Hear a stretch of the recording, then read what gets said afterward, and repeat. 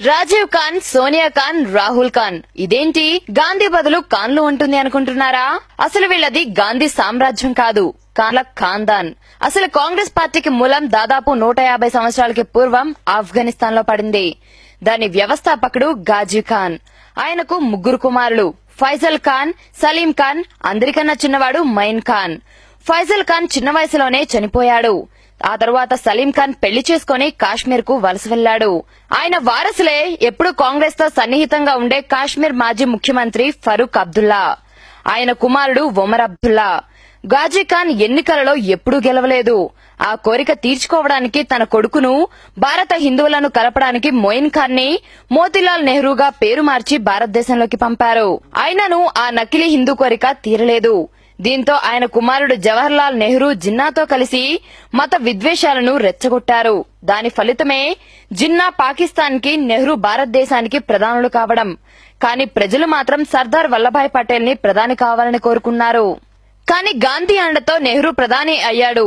అదే గాంధీని హత్య చేయడానికి ప్రధాన కారణమని గాంధీని చంపిన నాథూరాం గాడ్సే అన్నారు. ఇక నెహ్రూ కుమార్తె ఇందిరాగాంధీ విషయానికి వస్తే ఆమె ఒక ముస్లిం అయిన ఫిరోజ్ ఖాన్ ని పెళ్లాడింది. ఫిరోజ్ ఖాన్ ని ఫిరోజ్ గాంధీగా మార్చి ప్రజల కళ్లలో గాంధీ దుమ్ము కొట్టి నమ్మించారు. ఆ క్షణం నుండి గాంధీ పేరును తగిలించుకొని దోచుకోవడం మొదలుపెట్టారు. ఫిరోజ్ ఖాన్, తర్వాత రాజీవ్ ఖాన్, తర్వాత రాహుల్ ఖాన్ ఇలా ఒకరి తర్వాత ఒకరు దేశాన్ని వాళ్లకు తోచిన రీతిలో దోచుకున్నారు. అసలు వీళ్లే గాంధీలు కారు అనడానికి ప్రత్యక్ష ఉదాహరణ. హిందువు కట్టిన ట్యాక్సులను ముస్లింలకు ఇవ్వడం, వారితో ఓటు బ్యాంకు రాజకీయాలు చేయడం. దీని వలన నిజమైన సెక్యులర్ అయిన హిందువులు ఇప్పటికీ బానిసలుగానే ఉన్నారు. మీకెవరికైనా దీని మీద అనుమానం ఉంటే ఒకసారి ఆలోచించండి. పాకిస్తాన్ కాశ్మీర్లో కొంత భాగం ఆక్రమించుకున్నప్పుడున్న ప్రభుత్వం ఎవరిది? ముంబై మీద దాడి జరిగినప్పుడున్న ప్రభుత్వం ఎవరిది? చైనా మన భూభాగంలో అడుగుపెట్టినప్పుడున్న ప్రభుత్వం ఎవరిది? మన వీర జవానుల తలలు నరికి పాకిస్తాన్ తీసుకెళ్లినప్పుడున్న ప్రభుత్వం ఎవరిది? బోఫోర్స్ కుంభకోణం జరిగినప్పుడున్న ప్రభుత్వం ఎవరిది? సైనికుల వస్తువులన్నీ వదలకుండా అవినీతి చేసిన ప్రభుత్వం ఎవరిది? సిక్కులను ఊచకోత కూసిన ప్రభుత్వం ఎవరిది? సిమ్లాలోని కొంత భాగాన్ని పాకిస్తాన్ కి అప్పగించిన ప్రభుత్వం ఎవరిది? అస్సాంలో హిందువులను చంపిన ప్రభుత్వం ఎవరిది? కాశ్మీర్ లో పండితులను చంపినప్పుడున్న ప్రభుత్వం ఎవరిది?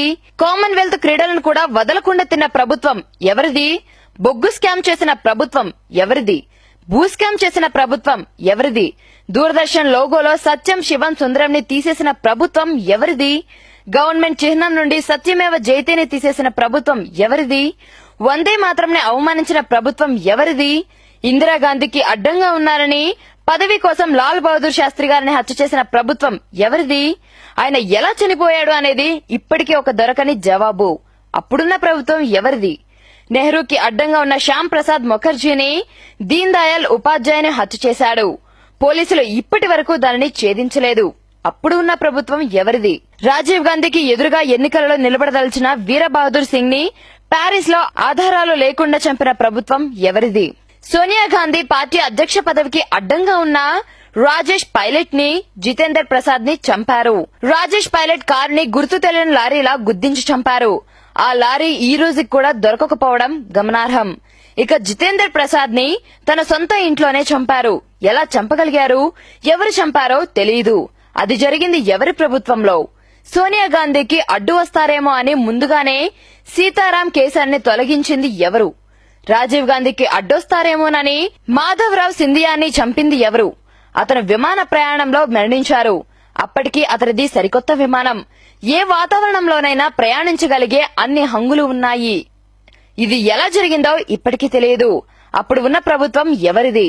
విదేశీ కంపెనీలకు వ్యతిరేకంగా దీక్ష చేస్తున్న రాజీవ్ దీక్షిత్ ను ఎలా చనిపోయారు? అతని శరీరం నల్లగా ఎందుకు మారింది?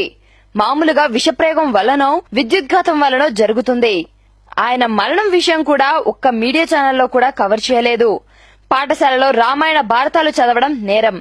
మరి మదర్సాలలో ఖురాన్ మరియు చర్చిలలో బైబిల్ చదవడం నేరం కాకపోవడం కాంగ్రెస్ ద్వంద్వ నీతికి నిదర్శనం.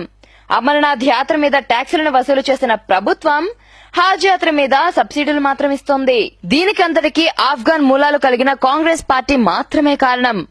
భారతీయులారా మేలుకోండి, జరిగినదంతా తెలుసుకోండి.